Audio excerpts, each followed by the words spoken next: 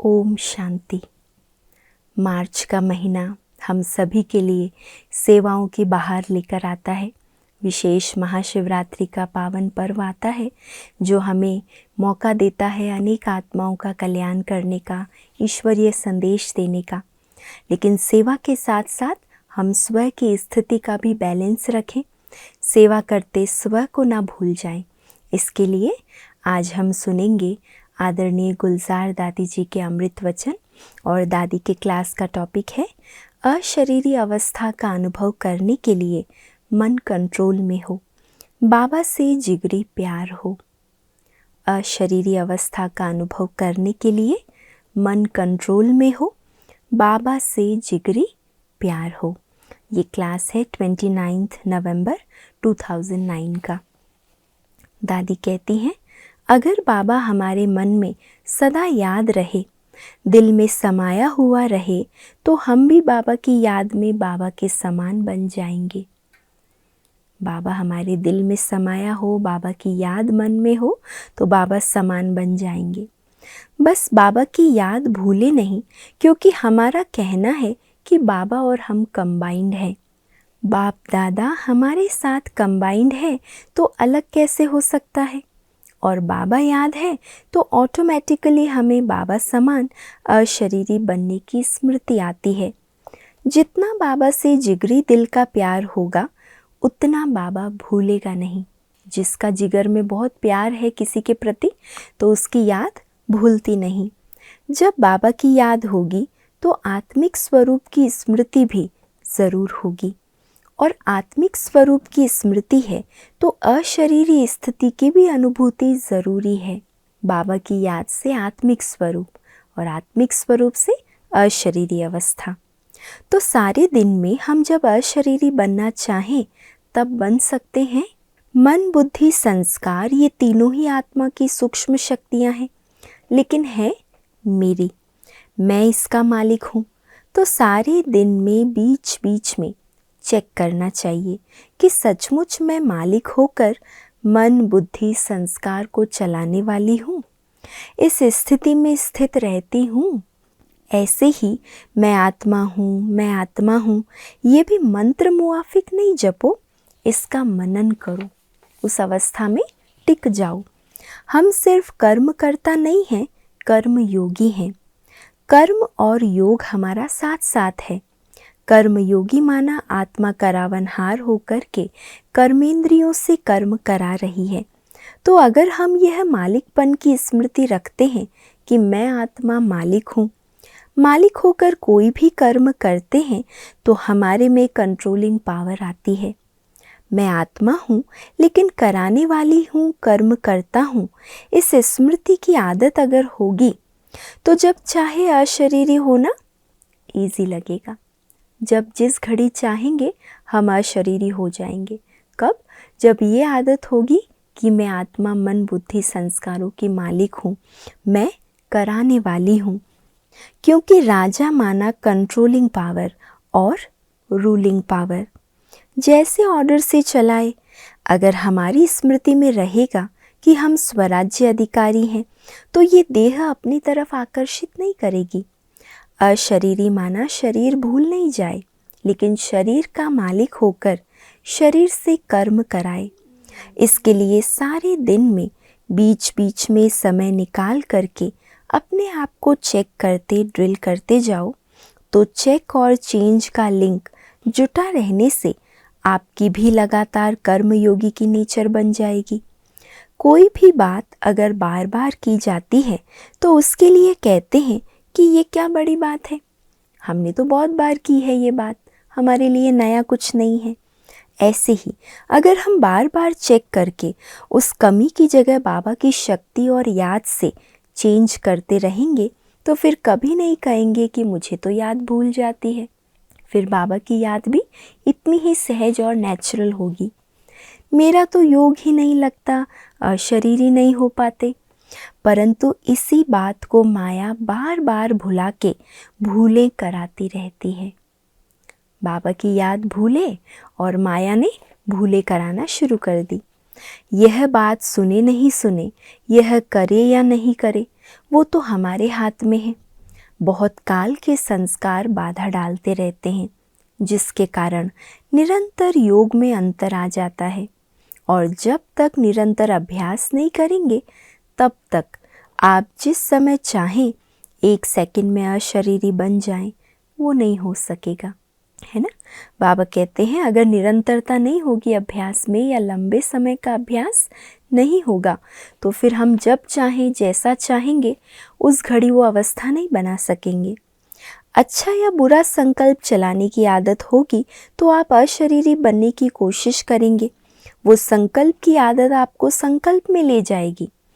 इसीलिए बाबा समय प्रमाण ये डायरेक्शन बार बार दे रहा है कि जिस समय जिस कार्य के लिए सोचते हो, जिस कार्य के लिए जितना समय फिक्स करते हो, उतना समय उस कार्य को पूरा एक्यूरेट करो। वैसे भी देखो लौकिक जीवन में भी जो व्यक्ति बहुत सिंसियर, पंक्चुअल या डिसिप्लिन वाला होता है तो उसके हर कार्य समय पर पूरे भी होते हैं और सफलता भी मिलती है।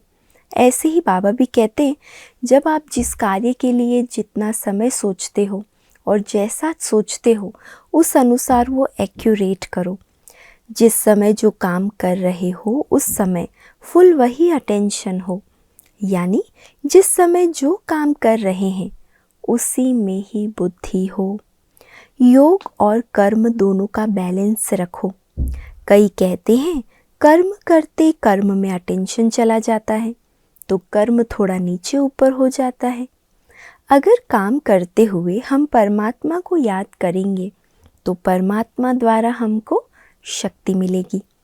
उस परमात्मा शक्ति के आधार से आत्मा को याद तो आएगी ही। तो आप सोचो हमारा काम अच्छा होगा या बुरा। कई कहते हैं काम काज करते दिमाग चलाते तो याद भूल जाती है, लेकिन परमात्मा याद से और अपने को राजा समझकर कर्मेंद्रियों से काम कराने से काम अच्छा ही होगा, कोई नुकसान नहीं होगा। बाबा की शक्ति मिलेगी तो काम डबल रूप से अच्छा होगा। तो अशरीरी बनने के लिए कोई भी चीज़, शरीर की या बाहर की कोई भी हद की विनाशी चीज़ हमारे मन को अपनी तरफ खींचे नहीं।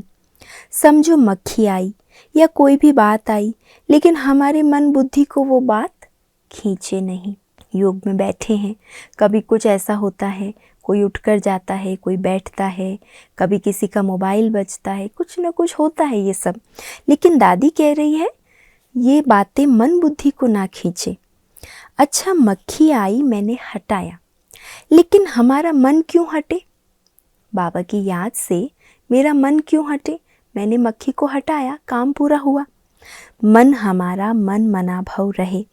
मन अगर बातों की आकर्षण में आ जाता है तो कहते हैं यह कर्म योग नहीं है, अशरीरी बनो।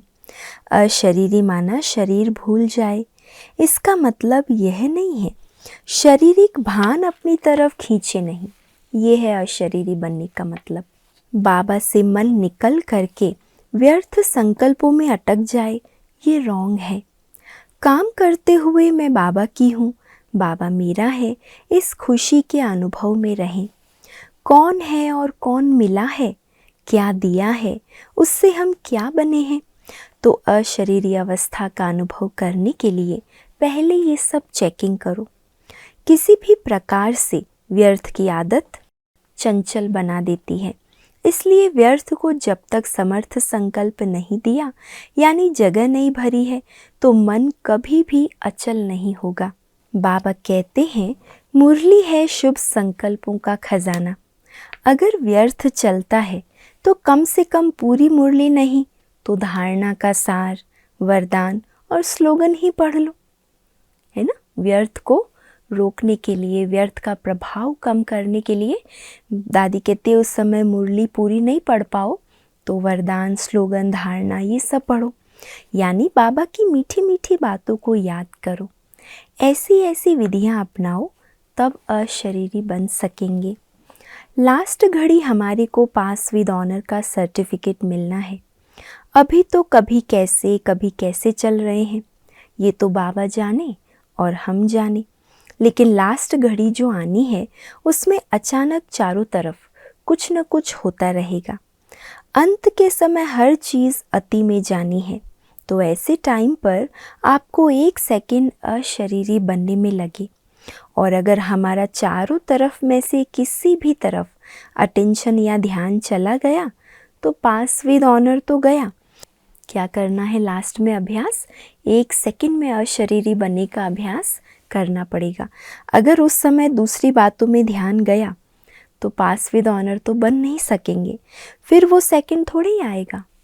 ड्रामा में वो घड़ी फिर वापस नहीं आएगी। इसलिए राजा मालिक बन कर के शरीर को मन को चलाओ। तो हमारी एम यही हो कि पास विद ऑनर होना है और माला का मण का बनना ही है। तो इतना निश्चय बुद्धि और नशे में रहेंगे, अभ्यास करते रहेंगे तो अवश्य होंगे। जो कल्प बीत गया उसमें मैं ही विजयी था, मैं ही हूँ और मैं ही हर कल्प में बनूंगा। मैं ही था, मैं ही हूँ और मैं ही बनूंगा। ऐसा नशा होना चाहिए। और कौन बनेगा? हम ही तो बनेंगे। तो इस नशे और निश्चय से पुरुषार्थ हो तो हमारा संकल्प बाबा पूरा ना करे, ये हो ही नहीं सकता।